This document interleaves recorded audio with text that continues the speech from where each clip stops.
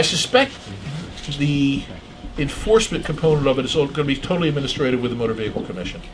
And that's going to come into play when the guy goes to get his driver's license back. He's going to have to show proof that any vehicle, I guess, that would be registered to him that he principally operates, because let's face it, he could have a vehicle registered to him that he never operates, it's his wife's car.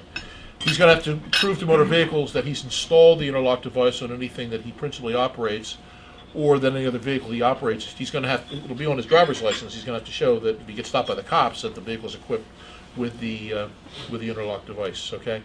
But I don't think for municipal court purposes, there's any enforcement responsibility for the judges. In other words, apart from saying, as part of your sentence, look, you got to install an interlock device on any vehicle that you principally operate, A, and B, you can't operate a vehicle that's not equipped with an interlock. Apart from that, I don't know that there's any responsibility for judges to do anything unless and until the guy gets arrested and charged with some interlock offense. For example, like driving a car that didn't have the interlock device, or having his kid blow into it when he got in the car to drive drunk, you know. I have clients that do this kind of stuff, so it's just kind of funny to me.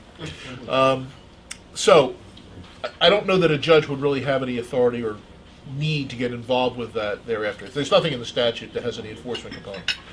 But for the defense attorneys in here, and for the judges too, who may get questions from defendants or counsel, you know, I think it's important that you all have some working knowledge about what this device is and how it works and what the costs are and things like that. That's why I've asked Jason, come on over here next to me.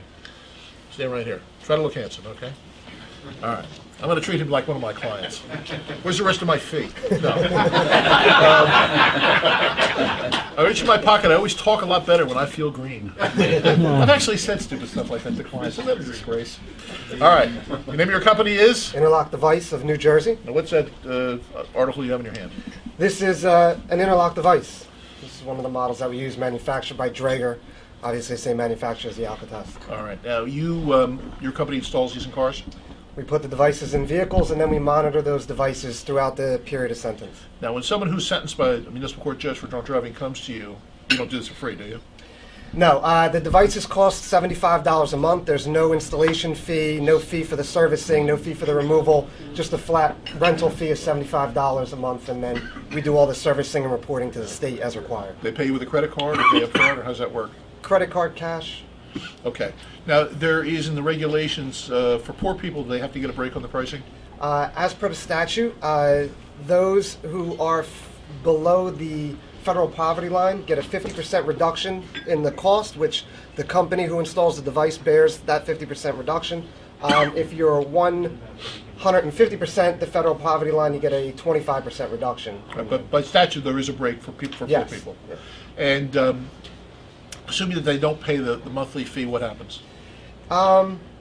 They pay the monthly fee when they come in for their monitoring. So if they were to miss their monitoring appointment, in the state of New Jersey, the monitoring of the device is required every 67 days. If they should miss that appointment, they'll have a 5-day grace period, but after that point, the car will lock out completely, in which case they would need to have somebody come out to the vehicle to service it, and in which case they would take. They wouldn't be able to start the car. They wouldn't be able to start the car, no. Now, when they come in for monitoring, what exactly is the process? What are you monitoring? What are you looking for? The device basically acts as a computer, and it records all the BAC levels from each breath sample that's taken.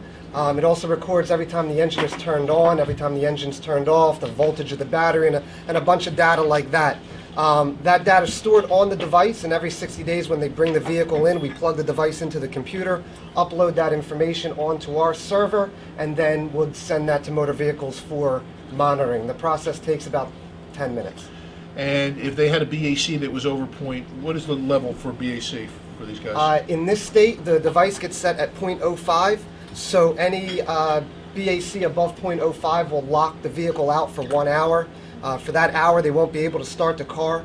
When the timer has expired, they'll be able to take a test again. If they're able to get their BAC below .05, the vehicle will start. But that data will get to motor vehicles at some point, is that correct? That data will be recorded and sent to motor vehicles. All right. Now, is there any monitoring of the instrument you do to make sure it's working properly the 60 days as well? That data log will show whether or not how the device is operating. It does system checks and that sort of thing, just built into the software. The technician also checks the wiring for tampering and that sort of thing. Now, when a guy comes in and has it installed, all right, and then the next morning, assuming that he has his driver's license back, wants to start his vehicle, what is the process? What does he have to do? The first thing he does, he gets in the vehicle and turns the key to the on position. At that point, that's where the radio comes on and the lights and everything, but it's not quite the start position yet. If you were to try to turn the key to the start position, the engine wouldn't turn over. It would just be silent. Once the radio and the electronics in the vehicle come on, the device will come on, and it'll display warming up, please wait. About a second or two later, it'll say ready for test, please blow. You then take the test. Each test needs to be taken in a unique fashion. In other words, it's not just blowing straight through the device like, say, the Alco test is. With this device in particular, you have to blow out for 1,500 cc's, 1.5 liters, and then suck back in. And that allows the device to know that this isn't somebody blowing through a hose or using a balloon or some sort of external apparatus in order to force air through the device. Once the test is taken, the device analyzes the sample. If it's below a 0.05, it'll say, okay, start. And in which case, when you can fully turn your key to the start position, your engine turns on, and you start driving. About above the 0.05? Above a 0.05, the device will display lockout and a timer, 60 minutes, 59 minutes, 59 seconds, and it'll start counting down from there. At that point, when it gets down to 0, if you turn the key back on again, it'll ask you for a test. Okay, but during that 1 hour period, the vehicle can't start, is that correct? No. Nor will it accept another sample from anybody? No. Okay. Now, is there a provision in the instrument to allow for testing while the vehicle's being operated? The device requires retests during the course of the drive, so and they come at random intervals. We call these rolling retests. The first rolling retest occurs within 5 to 15 minutes of the initial test. So you took the test, you got your car started, you're going down the road. Sometime within 5 to 15 minutes, the machine's going to beep, and it's going to ask you for another test. You have 5 minutes to comply with that test. You take it, you can either pull over, you can take it while you're driving. The test takes about 6 seconds. It really just takes as long as it takes for you to blow, to exhale. If you pass that test, your journey continues uninterrupted. And then you're going to have additional rolling retests, and these are going to happen at random intervals of 20 to 45 minutes. Same thing will happen. The machine will beep. It'll light up, ask you for a test, 5 minutes to comply. You take the test. If you pass it, you just keep going.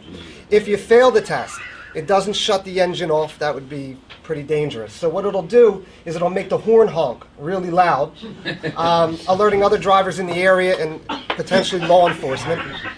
Also, within the vehicle, the device itself gives a really annoying beep, real loud and screeching.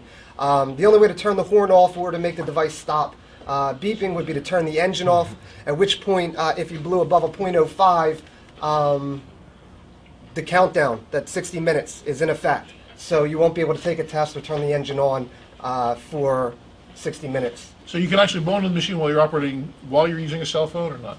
Let me give you a fact scenario. Let's assume that you're married. I know that's very scary, okay? And you get arrested for drunk driving. And you and your wife share a car. Now, your wife has carpal tunnel syndrome from hurting her arm from beating you after you got arrested for drunk driving.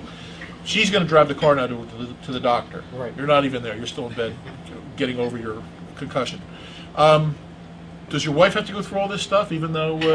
Anybody who drives the vehicle must use the device in order to operate the vehicle. Will your wife be happy about having to blow into this thing every 5 seconds to drive to the store? I don't think so.